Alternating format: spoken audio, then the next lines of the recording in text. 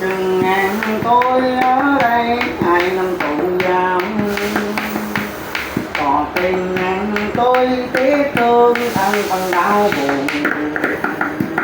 Cùng đây tôi bao tháng năm phiêu du vàng ngon, mòn bằng thôi xin ái tâm anh đi ngàn ơi.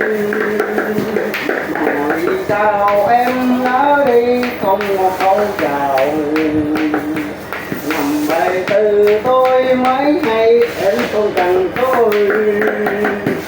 Ngày tháng bước ra tôi ngầm đánh luôn nước mắt, vẫn nhớ mấy bóng dáng của người yêu. Và nãy không chi khi nàng quay lưng đi, tôi quá hay ông trùng đang gắn em thì tôi đã tỏ.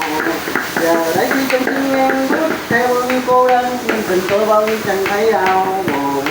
Đã đến lúc đánh ta ở nàng ơi.